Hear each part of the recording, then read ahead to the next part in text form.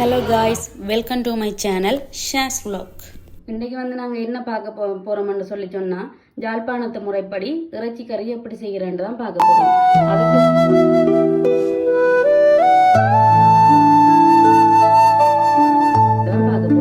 அதுக்கு முதலாவதாக நாங்கள் சிக்கன் எடுத்து வச்சிருக்கிறேன்.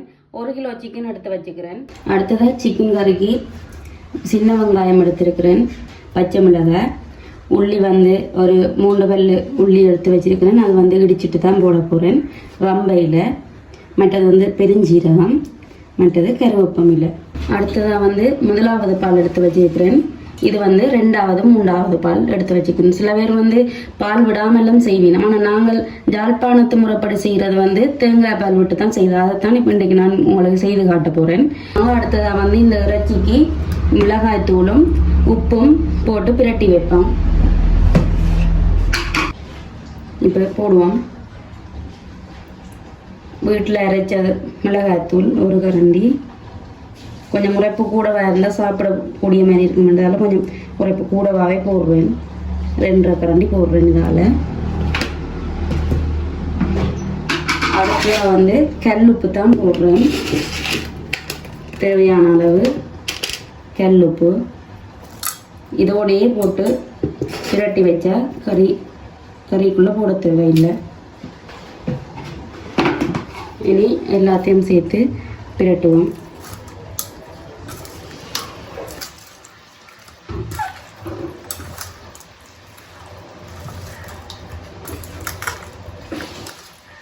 இனி பிரட்டி போட்டு பார்ப்போம்.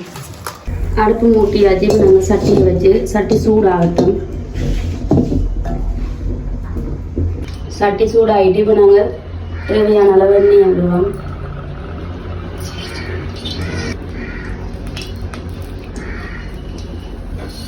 அடுத்ததாக சின்ன வெங்காயத்தை முதல்ல போடணும். சீரகம் போடலாம், அதுக்குள்ள கறியிடும் வேண்டதால சின்ன வெங்காயத்தை முதல்ல போட்டு வதக்குவோம்.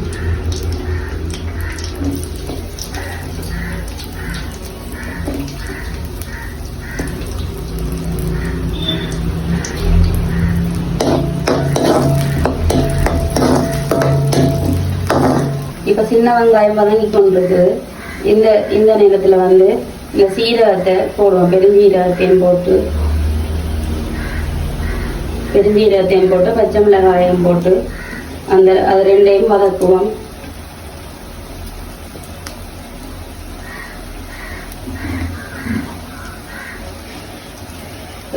பெரிய பச்சை மிளகாய் 2 பச்சை மிளகாய் எடுத்து வச்சுட்டு அதையும் போட்டு வதக்குவோம்.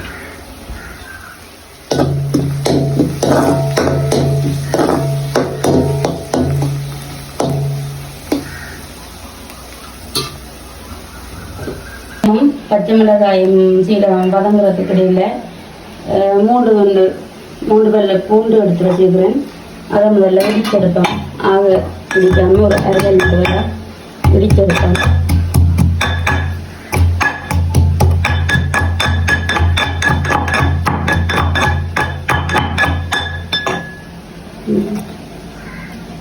இந்த பருவம் காணும். அடுத்ததாக இது வெங்காயம் வதங்கி கொண்டு வந்துட்டு இந்த நேரத்தில் ரம்பையும் போட்டு கருவேப்பிள்ளையும் போட்டு வதக்குவோம்.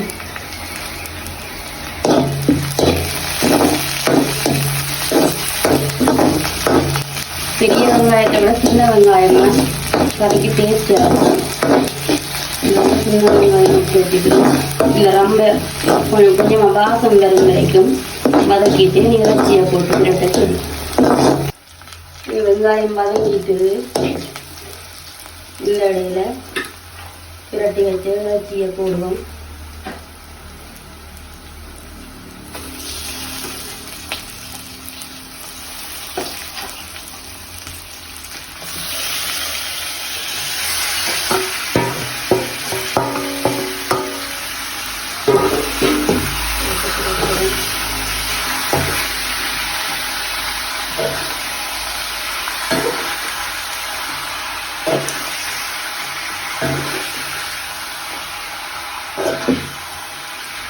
அப்படியே கொஞ்சம் நேரம் மூடி விடுவோம்.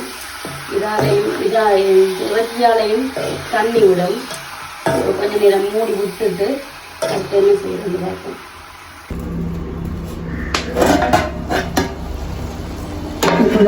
தண்ணி எல்லாம் விட்டு கிடக்குது.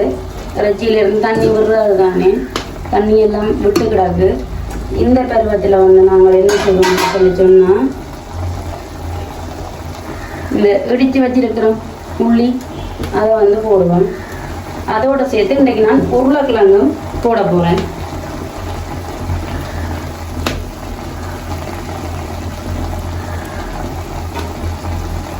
முதல்ல உருளைக்கிழங்கை நான் போட்டு வதக்கி இருக்கலாம், ஆனால் கிழங்கு அப்படியே மசிஞ்சிடும். அதால் வந்து இப்போ இந்த கட்டத்தில் நான் உருளைக்கிழங்கு போட்டு வச்சுக்கேன். இந்த கட்டை வந்து நான் 2வது 3வது பால் புளிஞ்சு வச்சிருக்கிறேன் தானே, அதை தேவையான அளவு விட்டுட்டு இனி எல்லாத்தையும் கலந்து விட்டுட்டு அப்படியே மூடி அவியட்டும். நாங்கள் இதை ரெஸ்ட் பண்ணாங்க விடுவோம். அது தண்டை பாட்டில் அவிஞ்சு வரும். இப்போ வந்து இறைச்சி கறி என்ன கட்டத்தில் இருக்கிறது பார்ப்போம். தண்ணி வத்தையில் அவியல கருமையில் அவியல தண்ணியும் வத்தையில். இனி இந்த தண்ணியெல்லாம் வத்தினா பிறகு முதல் பாலையும் விட்டு இறக்கினா சரி. இனி இது கொஞ்சம் வத்தட்டும் தண்ணி மூடிடுவோம். முடிவாரு. இப்போ வாங்க இறைச்சி கறி திறந்து பார்ப்போம் என்ன கட்டத்தில் இருக்கிறாரு. வத்தி போட்டு வத்தி கொஞ்சம் வந்துட்டுது அவிஞ்சிட்டு இறைச்சி. இந்த கட்டத்தில் வந்து நாங்கள் என்ன செய்யணும்னு சொல்லிட்டோம்னா, முதல் பால் குஞ்சு வச்சுட்டு இருந்தானே, இந்த முதல் பாலை கொஞ்சமாக விடுவோம். கொஞ்சமாக முதல் பாலை விட்டுட்டு இந்த கட்டத்திலே நாங்கள் உப்பும் சரி ஒன்று பார்ப்போம். உப்பும் சரி ஒன்று பார்த்துட்டு நீ மூட தேவையில்லை. மூடுறது என்னத்துக்காண்டின்னு சொன்னால் தூள் மணமும் போகணுமன்றதால இனி நாங்கள் மூட தேவையில்லை. இதே கட்டத்தில் வந்து உப்பையும் பார்த்து போட்டு கொஞ்சம் தடிப்பாக வெட்டிட்டோம்டா சரி. இறைச்சி கறி சில பேர் வந்து என்னென்ன சோறுக்கோ புட்டுக்கோ கூடுதலாக தண்ணியாகத்தான் எடுப்போம். இன்றைக்கு நான் கொஞ்சம் தண்ணியாகத்தான் இறக்க போகிறேன். இனி எனக்கு இது சரி இன்னும் இரட்டல் கறியாகவும் செய்யலாம். நான் இப்போ தண்ணியாகத்தான் இதை இறக்க போகிறேன். இனி இதுக்கு வந்து இறைச்சி சிறகுத்தூள் இறக்குற பருவத்தில் வந்து நாங்கள் ஒரு 1/2 டீஸ்பூன் இறைச்சி சிறகுத்தூள், அடுத்ததாக வந்து தேசி புளி,